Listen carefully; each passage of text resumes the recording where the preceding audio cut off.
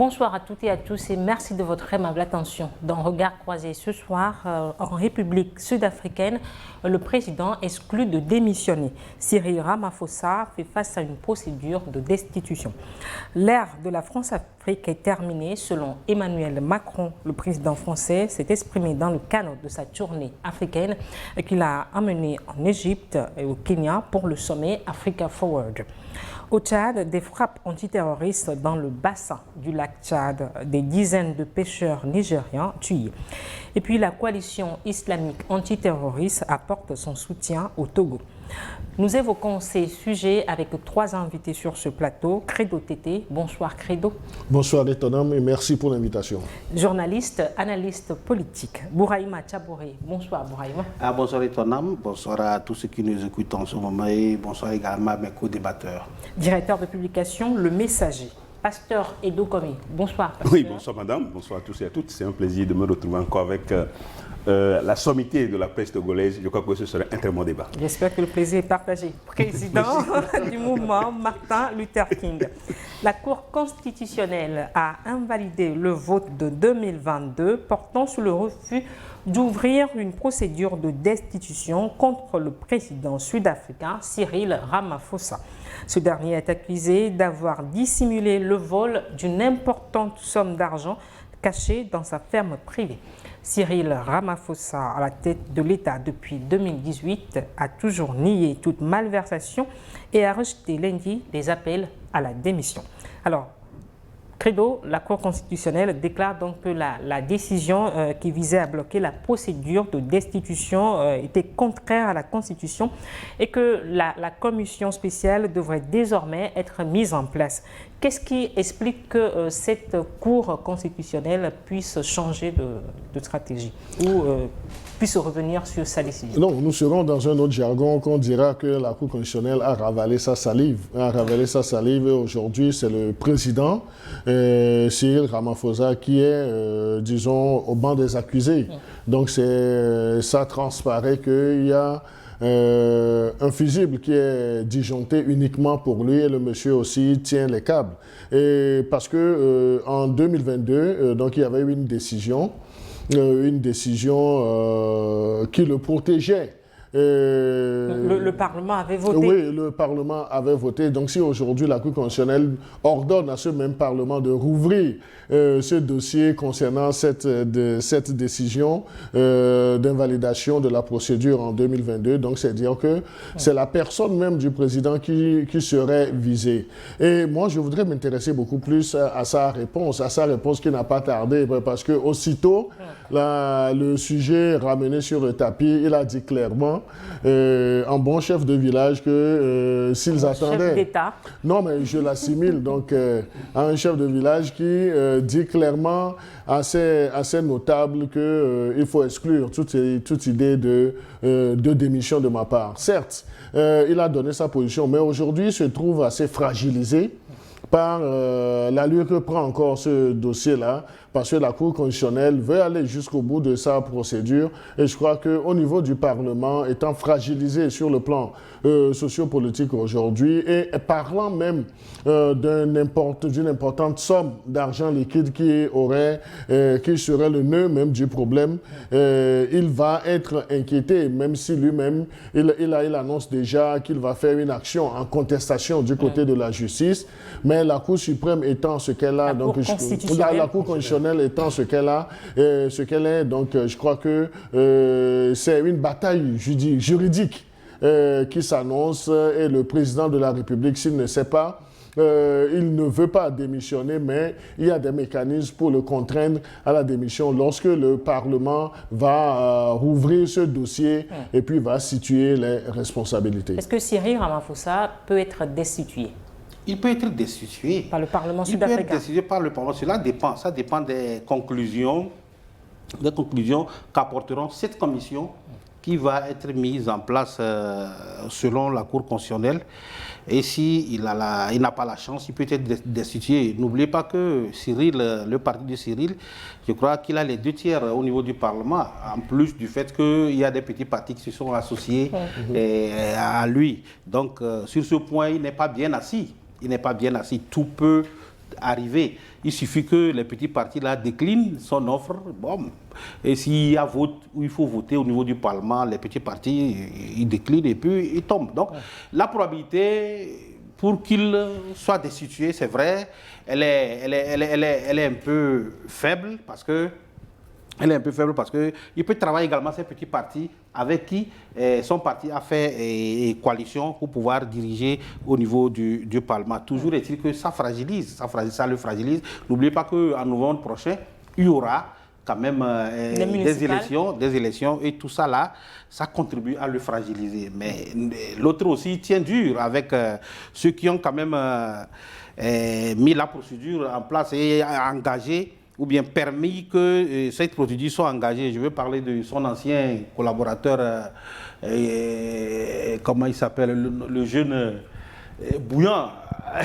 Julius Malema. Julius Malema, il est là, il attend parce qu'il veut en profiter. Il attend. Ils ne vont pas baisser les bras parce qu'ils savent que les élections viennent et ils savent également qu'à ce stade, l'autre est quand même, il est diminué et ils peuvent passer par tous les moyens pour le désordre. En tout cas,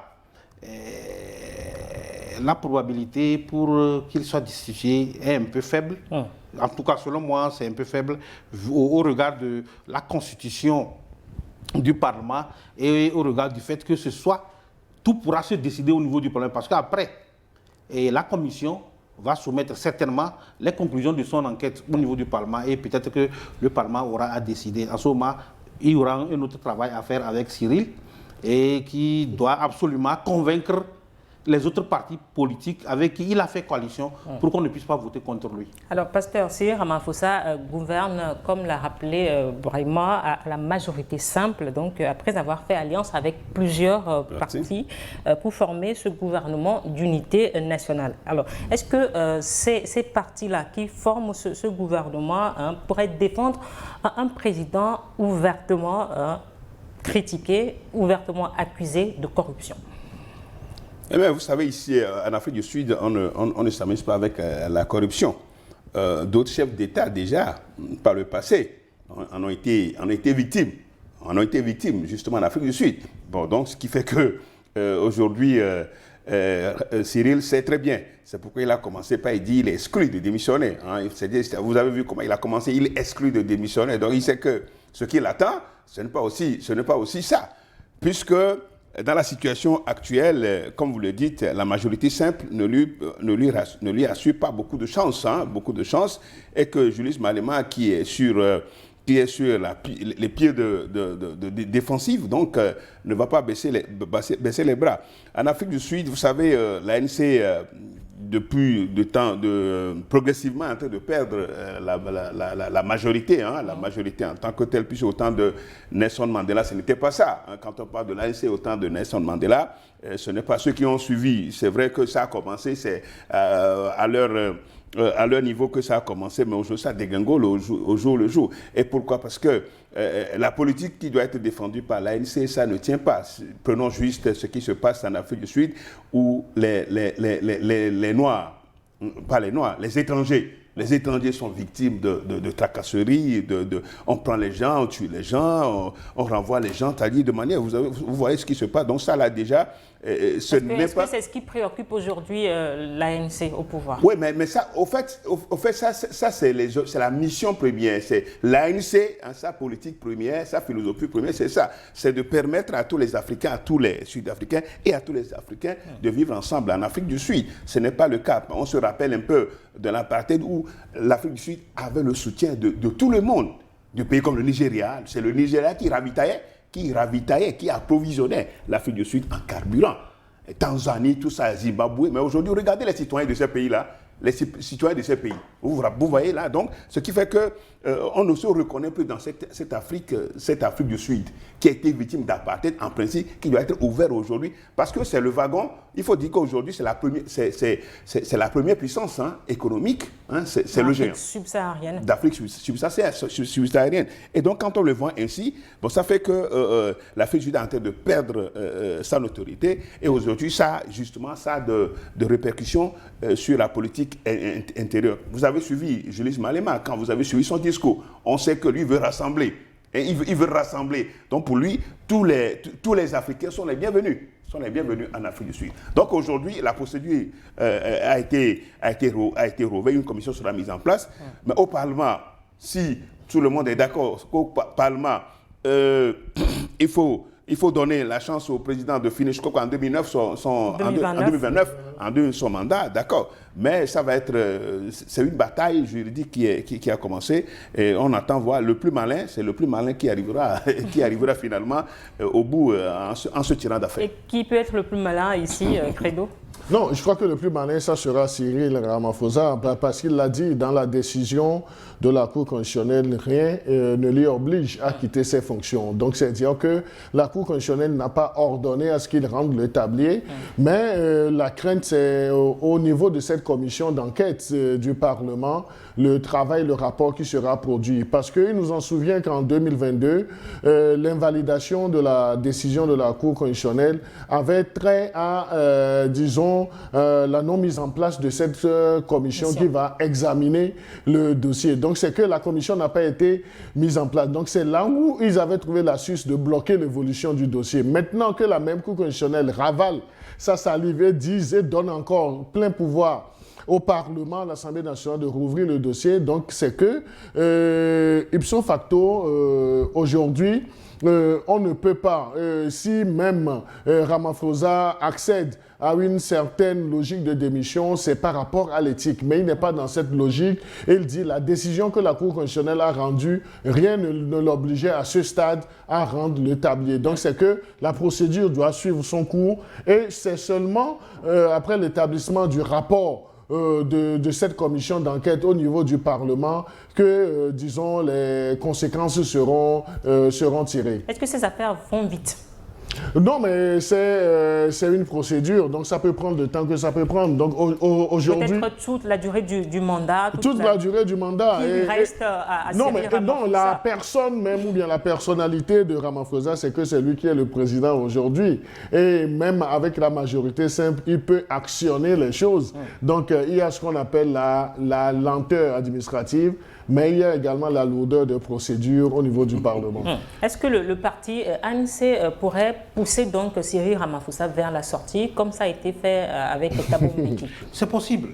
C'est possible parce que lorsque le parti ANC veut peut-être arranger son image, je le disais tantôt, les élections viennent et pour que le parti puisse quand même engranger des voix, il va falloir se sacrifier. C'est possible. Parce qu'aujourd'hui, vu ce qui se passe, il y a quand même certains qui vont quand même prendre un peu leur distance pour voir clair ce qui ne va pas dans cette affaire. Tout compte fait, ça fragilise quand même le parti ANC. Et si il arrivait à un moment où il faut sacrifier Cyril, je pense que l'ANC ne va pas hésiter à le sacrifier. Tout compte fait, ça ne serait pas facile également parce que n'oubliez pas que Cyril... Cyril Ramaphosa ne va pas se laisser sacrifier. Non, attends, Cyril c'est un baobab, hein, il faut le dire. C'est un baobab. Lorsque vous le lisez et puis lorsque vous suivez bien l'actualité au niveau de la RSA, vous allez comprendre que c'est un baobab et pour le détrôner, ça ne va pas être facile. Mais toujours est-il que là où nous allons avec cette affaire, c'est que au niveau de la Cour constitutionnelle, c'est sûr qu'il y a des briques d'information par rapport au premier rapport qui était sorti. Peut-être ce n'était pas ça, c'est pourquoi ils ont rouvert cette affaire, parce que lorsqu'on parle des milliers, de l'argent qui a été dissimulé, et puis après sous un canapé, et qu'il y avait eu cambriolage, des voleurs. Et après tout, Cyril dit que non, que ce n'est pas ça. On fait semblant d'enterrer l'affaire, et on revient sur l'affaire, c'est qu'il y a quelque chose.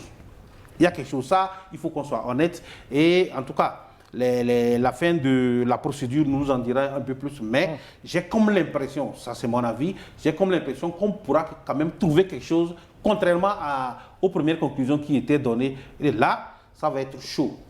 Credo le disait tantôt que ça peut, le gars peut tirer les ficelles jusqu'à à la fin de son mandat. Mais c'est possible, n'oubliez pas qu'il y a la justice. Même à la fin de son mandat, la justice peut le poursuivre. Si tel est que les conclusions donnent, le flou autour de cette affaire. Et justement, Thabo Mbeki a été accusé d'ingérence politique dans la justice. C'est pourquoi l'ANC l'a poussé vers la sortie. Alors, est-ce que cet épisode peut avoir une incidence sur la vie politique même de l'ANC, à part les élections municipales qui arrivent à la fin de cette année?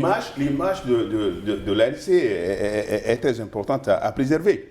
Son image est très importante et vous savez, c'est le grand parti au pouvoir. Et donc, comme on le dit, Cyril, s'il arrivait, si on le destitue, il n'est pas le premier. On parle de Thabo Mbeki, on parle de Jacob Zuma. Donc, voilà encore ce qu'est la justice et la force des institutions en Afrique du Sud. Donc, Cyril même sait que ce qui a commencé, et comme Chaboré le dit, c'est qu'il y a des bribes d'informations. On sait qu'il y a eu des informations qui ont permis à la rouverture de ce dossier. Et donc, ça fait mal que l'Afrique du Sud est toujours instable. Hein. Chaque président qui vient ne va pas à la fin de son mandat. Donc, il y a eu cette instabilité en Afrique du Sud. Mais comme c'est le Parlement qui est là, c'est l'Assemblée nationale qui justifie quand il s'agit de destituer, mais s'il ne veut pas, s'il exclut toute démission, mais il peut être destitué. Lui, il peut. Mais le Parlement peut le destituer. Dans ce cas, il ne pourra plus faire grand-chose. Nous passons au deuxième sujet consacré au discours d'Emmanuel Macron, le président de la France.